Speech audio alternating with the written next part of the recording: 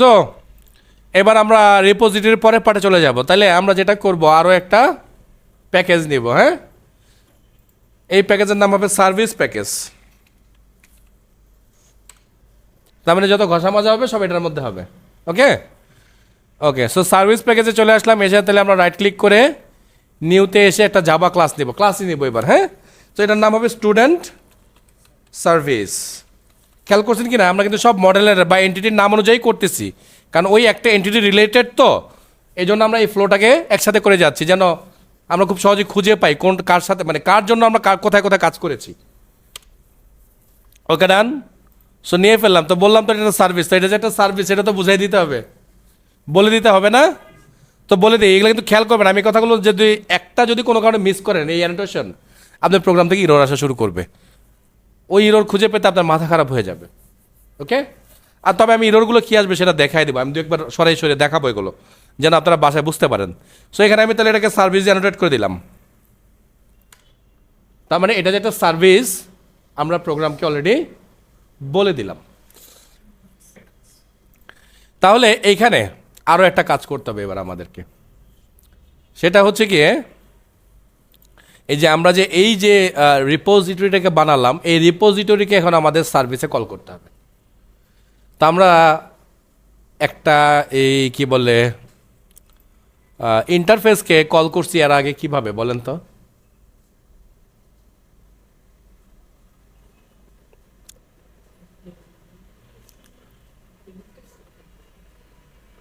এই সব ভুলে গেছেন? হ্যাঁ, তারপর আমরা কি করছিলাম, আমরা এখানে লিখেছিলাম ইমপ্লিমেন্টস কি যেন, স্টুডেন্ট স্টুডেন্ট না, এই যে এটা রিপোজিটরি, তাই তো? সো নিলাম। সো নেওয়ার পরে ও আমাদেরকে কি করতেছে দেখেন, কি বলে, বলতেছে ইমপ্লিমেন্ট করতে। কি বুঝলেন?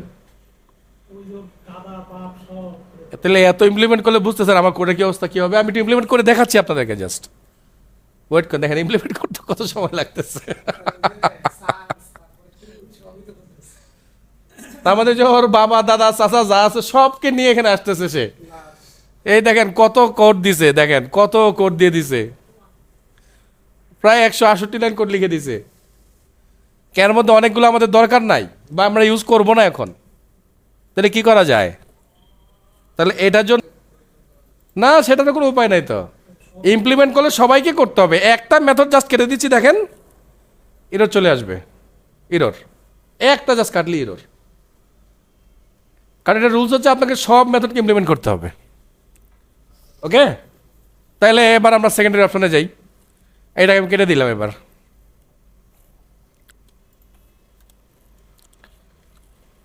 ইমপ্লিমেন্টকেও কেটে দিব, ইমপ্লিমেন্টও করা যাবে না। তাহলে কি করব? এবার স্প্রিংয়ের কাছে আরও একটা সিস্টেম আছে, ওই সেই আইওসি। সো আমি এখানে দিচ্ছি @ আচ্ছা @ একটু পরে দিই, আগে ইরোডটা আসুক। সো আমি লিখলাম প্রাইভেট কি যেন নামটা ছিল আমাদের, স্টুডেন্ট রিপোজিটরি। এখানে আমি নাম দিলাম শুধু রিপোজিটরি। আচ্ছা না, স্টুডেন্ট রিপোজিটরি দিলাম, যান পুরোটাই দিলাম, কারণ ঝামেলা আছে, আপনারা আবার সংক্ষেপে দিলে পরে ঝামেলা পাকায় ফেলবেন। সো এটা এখানে ইউজ করলাম, নিলাম। তবে এখানে চলবে কিছুক্ষণ, বাট একটু পরে এই একটা বড় ধরনের ইরোর আসবে। সো এই ইরোরটাকে সলভ করার জন্য আগে থেকেই আমরা প্রিভেনশনে চলে যাব। ওই যে prevention is better then cure. So আগে প্রিভেনশন করবো, সেটার জন্য আমরা যেটা করব, এখানে এসে আমরা আরও একটা অ্যানোটেশন দেবো, @অটোওয়্যার। সো যখনই আমরা অটোওয়্যার করে দেব, তার মানে এটা কাইন্ড অফ ওই যে হয়ে গেল এখন, ওই যে কী বলে, আমরা আগে লিখতাম না যে student equals to S, sorry student S equals to new student first ব্র্যাকেটে দিয়ে, ওই পুরো কাজটা এখানে হয়ে গেছে। এই জাস্ট এই লাইনটার মাধ্যমে পুরো কাজটা আমরা কমপ্লিট করে ফেলছি। হ্যাঁ, ইনস্ট্যান্স ক্রিয়েট করতাম, সেই ইনস্ট্যান্স ক্রিয়েট আমরা করে ফেলছি এখন। সো সেই ম্যানুয়াল ইনস্ট্যান্স ক্রিয়েট করার আর দরকার নেই। তাহলে এবার আমাদের কাজ হচ্ছে গিয়ে, তাই তো? তো ডাটা সেভ করতে হলে আমরা একটা মেথড বানাই, পাবলিক ভয়েড সেভ স্টুডেন্ট বা STU ওকে, সো এখানে আমরা কল করি স্টুডেন্ট রিপোজিটরি ডট সেভ। আচ্ছা, এখানে একটা জিনিস দিতে হবে, স্টুডেন্টকে পাঠাতে হবে।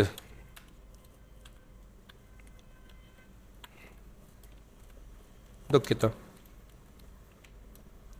সো হয়ে গেল ডাটা সেভের কাজ, আর কিছুই লাগবে না। এটা দিয়ে মোটামুটি ডাটা সেভ হয়ে যাবে। ক্লিয়ার? আচ্ছা, বুঝিনি। হ্যাঁ, তাহলে এবার আমরা একে একে বাকি মেথডগুলো বানিয়ে ফেলবো। সো আবারও একটা মেথড বানাচ্ছি, public list employee, sorry student, এটার নাম দেব কি, get all student. Okay, so এখানে আমরা কি করবো, আবারও সেই student repository dot find all একটা মেথড আছে, ফাইন। সো এখান থেকে আমরা কাকে নিব না, ফাইন্ড সেভ, এখানে আছে ফাইন্ড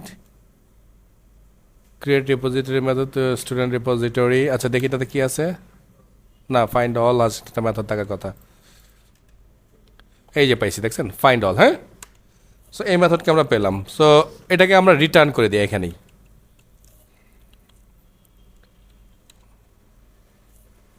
হ্যাঁ, সো রিটার্ন করে দিলাম আমরা।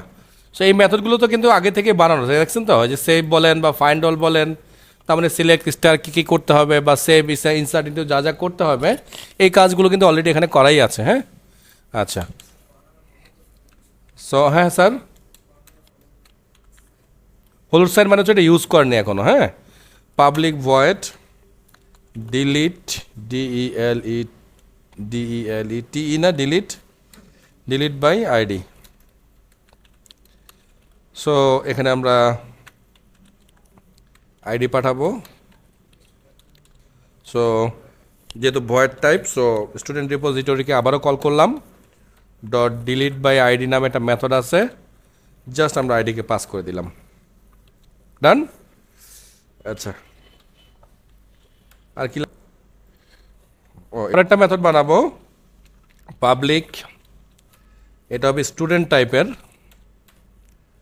এই মেথডের নাম হবে ফাইন্ড বাই আইডি। আগে ছিল ডিলিট বাই আইডি, এখন হচ্ছে ফাইন্ড বাই আইডি। সো এখানে আমরা পাস করব integer ID. So return direct মারি দিলাম এখানে। সো এখানে আমরা দিচ্ছি student repository dot find by ID, একটা আছে ফাইন্ড বাই আইডি, এই যে এটা ফাইন্ড বাই আইডি, ওই আইডি ডট গেট। সো যতগুলো মেথড দরকার আমরা বানিয়ে ফেলছি। এখন প্রশ্ন দিতে পারে, স্যার আপনি তো এডিট মেথড বানান নাই বা আপডেট মেথড বানান নাই, তাই বলতে পারেন না স্যার আমাদের না এডিট আপডেট মেথড লাগবে না, আমরা এই সেভ মেথড দিয়ে এডিটের কাজ করে ফেলতে পারবো। ওকে, তাহলে এটা হচ্ছে একটা বেসিক সার্ভিস আমরা এখানে কমপ্লিট করলাম।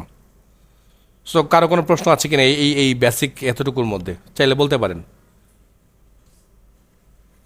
প্রশ্ন করছে স্যার, আমি তো এই যে একটু শুনবেন প্লিজ, ওইটা প্রশ্ন করছে যে স্যার সেভটাই কীভাবে আবার আপডেট হিসাবে আপনি কাজ করাবেন।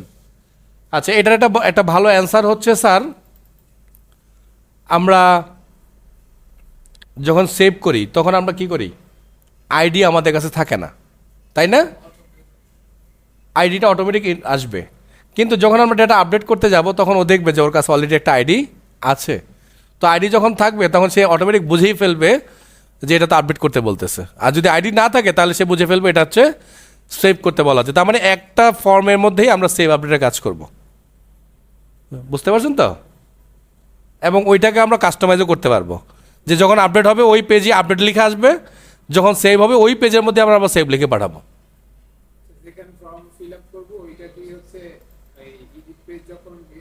ওইটাই এডিট পেজ হয়ে যাবে। হ্যাঁ হ্যাঁ, শুধু আইডিটাকে আমরা ওকে পাস করলে ও বুঝে ফেলবে যে এটা হচ্ছে আপডেট। আর আইডি পাস যদি না করি তাহলে ও বুঝে ফেলবে এটা হচ্ছে একটা ইডি আমার সেভ।